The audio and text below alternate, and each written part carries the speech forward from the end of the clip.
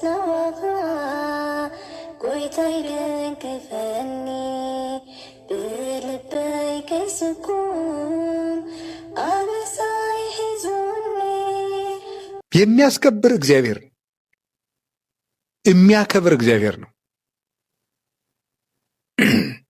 እግዚአብሔር ከፈቀደ ነውርን ሸፍኖ ያስከብራል።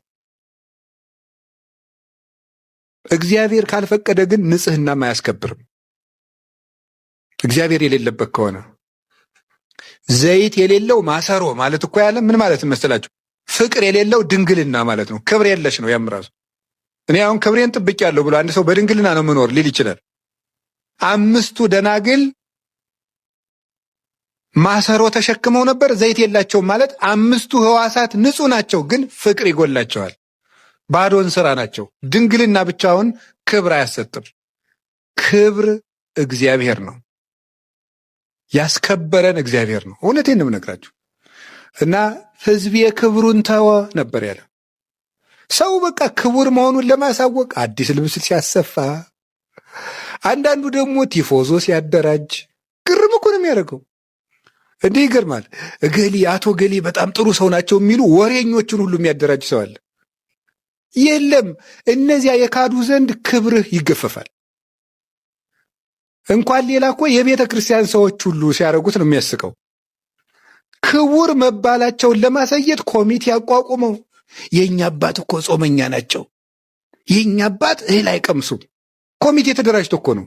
አቤት አቤት! በመደራጀት የሚመጣ ክብር አለ? የለም። የእኛ አባት እህል አይበሉም፣ እንቅልፍ አይወስዳቸውም፣ ሽምብራ ነው የሚቀምሱት፣ እንዲያረጉም ንጹህ ናቸው፣ ቅዱስ ናቸው። ሲጀመር ኢትክል ተከብቶ ሀገር እንተ ተሐንጸት መልዕልተ ደብር እያትው ማይቶተ ከማያን ብርዋታ የተከፈር አላ ያነብርዋ ዲበ ተቋማ ወታበርህ ለኩሉ። ከተራራ ላይ የተሰራች ከተማ ተሸፈኝ ቢሏት አትሸፈንም። የተራራው ከፍታ ግዱ ይገልጣታል። ልልና ያለው ሰው ጋርዶ የሚያስቀረው የለም። ተናገሩልኝ አይልም። ሰው አያዋቅርም፣ ቀስቃሽ አያደራጅም፣ ነጋሪት አያስጎስምም፣ መለከት አያስነፋም። እግዚአብሔርን የያዘ ሰው እግዚአብሔር ይናገርለታል። አብ ወወልድ ወመንፈስ ቅዱስ ስም አይከውኑ። አብ ወልድ መንፈስ ቅዱስ ምስክር ይሆናሉ። ለማን? ለዚህ ሰው። በምን ይመሰክሩለታል? በግብር ይመሰክሩለታል። የእግዚአብሔር ሰው ምስክሩ እግዚአብሔር እንጂ ሰው አይደለም። የእግዚአብሔር ሰው ምስክሩ እግዚአብሔር ነው። እና ክብር እግዚአብሔርን ትቶ ሰው ከሰው ምስጋና በፈለገ ጊዜ እግዚአብሔር እሱን ማክበርን ይተዋል። ነኪር ይወድስከ ወአኮ አፉከ፣ ባይድ ያመስግንህ እንጂ አንተ ራስህን አታመስግን። ባይድ የተባለ እግዚአብሔር ነው፣ ከዚህ ዓለም ልዩ የሆነ ከዚህ ዓለም በባህሪው የተለየ እሱ ያመስግንህ እንጂ። ኤርምያስ ክብራችሁን አትተው ብሎልን። ክብር እግዚአብሔር ነው። በልብስ ቢከበሩት ሌላ ለብሶ የሚመጣ ሰው ይመጣና ችግር ይሆናል። አሁን ገበያ ላይ ያለውን ዋና ልብስ ብናሰፋ ከዚያ የበለጠ ፋብሪካው ያመጣና ደግሞ ሌላ ሀብታም ያንገስቶ አሳፍሮን ቁጭ ይላል።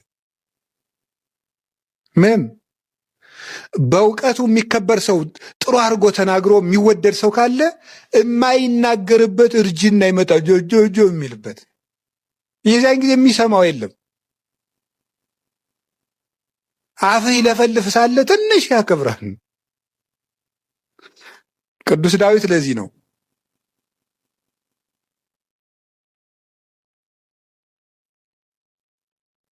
ኃይሌ በተለየኝ ጊዜ አትተወኝ አለ። ኃይሌ ያለው ምን ብለው ተርጉሙታል ሊቃውንቱ? አይምሮዬ በተለየኝ ጊዜ። አዋቂ ሲባል ሰው ሰውን ይወዳል። እውቀቱን ለሰው በማይተርፍበት ጊዜ ግን ማንም ዞር ብሎ የማየው የለም። ምናልባት እኮ አሁን አንደበታቸው የማይናገር በየመቃብር ቤቱ ብዙ ሊቃውንት አሉ። አርጅተው እንዲህ ጎብጠው የተቀመጡ ዘወር ብሎ የማያቸው። አፈቀላጤውን ግን ሰው ይከተለዋል። እነዚያን የሚያያቸው የለም።